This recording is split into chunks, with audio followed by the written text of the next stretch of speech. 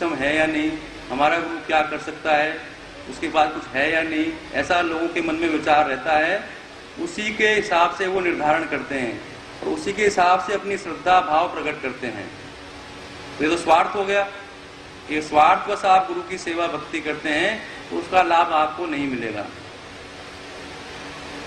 गुरु और भगवान को जानने में समय व्यर्थ मत करो, उसमें कुछ आपको मिलेगा नहीं।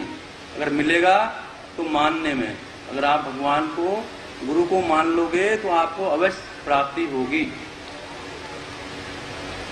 सदगुरु के वचन आपकी जिंदगी को बदल देंगे, ऐसा शास्त्रों में लिखा है। ऐसी कई कथाएं हैं कि गुरु के वचनों से, गुरु के वाक्यों से, गुरु के मंत्रों से जीवन का भाग्य मार्ग ही बदल गया। इसका एक वृत्तांत मैं आपको सुनाता हूँ। एक नगर में एक राजा थे, बड़े न्यायप्रिय, दयालु और धर्मात्मा थे। दरबार लगा हुआ था, राजा सिंहासन पर बैठे थे, सभी की समस्याएं सुन रहे थे।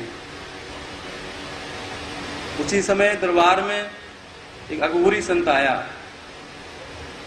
राजा ने उठकर प्रणाम किया, वंदना की और उससे आने का कारण पूछा कि हे साधु, आपको क्या चाहिए। वह सन्यासी बोला कि हे राजा, मैं 4-5 दिन से लगातार पैदल चलकर आ रहा हूं, तो मुझे विश्राम के लिए जगह चाहिए। राजा ने तुरंत अपने मंत्रियों से कहा, हे मंत्री, इस सन्यासी को अपने राजमहल के अतिथि महल में सम्मानजनक व्यवस्था कर दी जाए। इतने में ही वह सन्यासी राजा से बोला कि हे राजन, जिसे तुम शाही महल कह रहे हो, ये तो धर्मशाला है, ये शाही महल कहां से हो गया। राजा चकित हो गए कि धर्मशाला कैसे, ये तो मेरा महल है। तो साधु बोला राजा से कि हे राजा, इस महल, तुम्हारे महल को किसने बनवाया। तो राजा बोले कि हे सन्यासी, इस महल का निर्माण मेरे दादा के दादा ने किया। तो कितनी पीढ़ी हो गई। बोले 6 पीढ़ी हो गई। और आपके बाद इसका मालिक कौन होगा। कि इसके बाद मेरा बेटा मालिक होगा। तो सन्यासी बोला, जहां रोज यात्री बदलते हैं, जिसका कोई एक मालिक नहीं है, मालिक रोज बदलते हैं, वो तुम्हारा शाही महल कैसे हो गया। ये धर्मशाला है, सराय है। उसने कहा कि हे राजा, तू याद रख, इस जीवन में, जीवन की यात्रा में तू अकेला ही आया है और अकेला ही जाएगा। इसलिए ये राजमहल नहीं है, ये धर्मशाला है, सराय है। ये सुनने के पश्चात उस राजा को ज्ञान प्राप्ति हो गई। उसने अपने मन में ये सोच लिया कि जीवन तो आना जाना है, आज मैं हूं, कल नहीं हूं, इसलिए मेरा क्या है, मेरा कुछ है ही नहीं।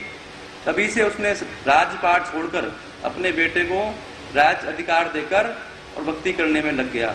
तो मेरा कहने का मतलब है कि संतों के द्वारा, गुरु के द्वारा इंसान की जीवन ही बदल जाता है, जैसे उस राजा का बदल गया।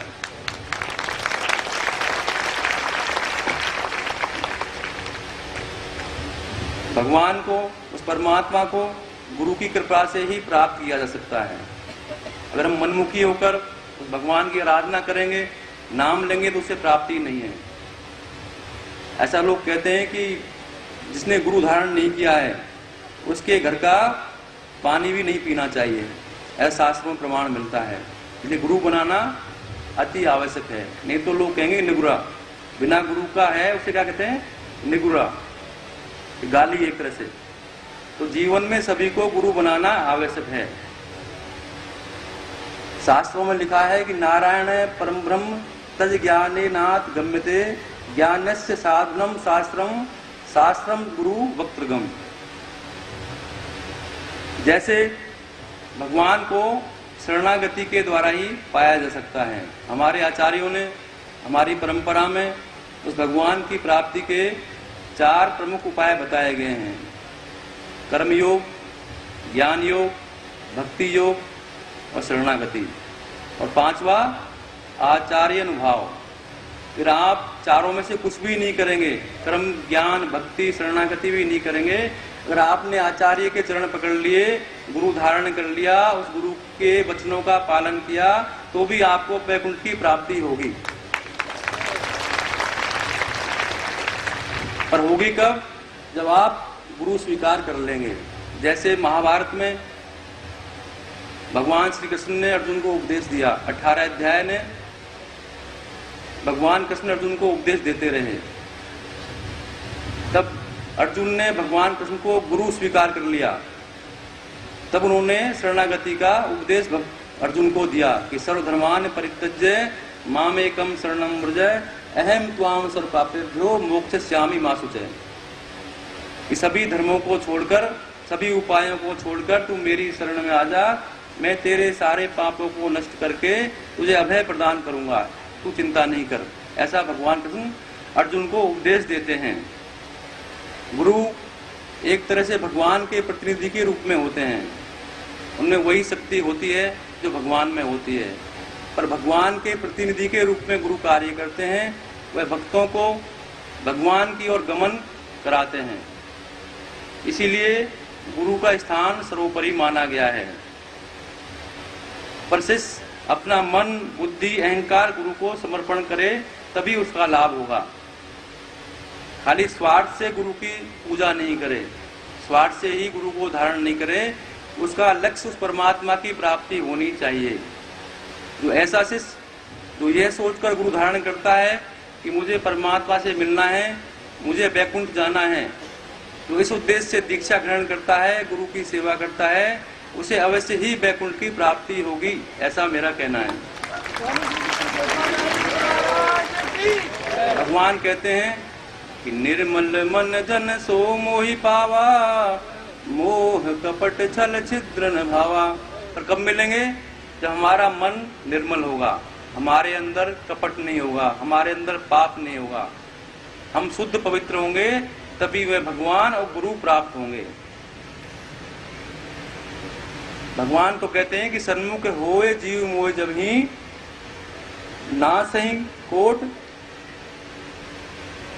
कोट अगत वही।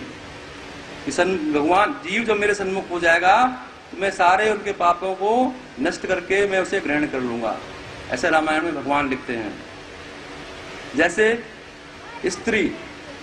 महिला स्त्री अपने पति को स्वीकार कर लेती है, उसकी शरणागति स्वीकार कर लेती है। घर में हम देखते हैं कि दो भाई जो 20-25 साल से एक साथ रह रहे हैं, वो भी ये नहीं कह पाते हैं कि जो कुछ मेरा है वो तेरा है, उसमें भी बंटवारा होता है। और एक स्त्री शादी करने के पश्चात पति के घर में आती है तो एक रात में ही वो पति अपनी पत्नी को कहता है कि जो कुछ है वो तेरा है। क्यों? वो अपने परिवार को, माँ बाप को छोड़कर अपने पति के शरणागति हो गई है, उसने अपने पति को स्वीकार कर लिया है। तो वह पति भी उसको कहता है कि जो कुछ मेरा है वो तेरा है। तो मेरा कहने के भाव है कि आप उस परमात्मा की, उस गुरु की शरणागति स्वीकार करें तो आपका कल्याण निश्चित है। पुनः आज गुरु पूर्णिमा के पर्व पर मैं भगवान लक्ष्मी नारायण श्री गुरु महाराज से प्रार्थना करता हूँ, वो आप सभी को आशीर्वाद प्रदान करें, आपकी मनोकामनाओं को पूर्ण करें, आपको मंगल में आशीर्वाद। जय श्रीमन नारायण।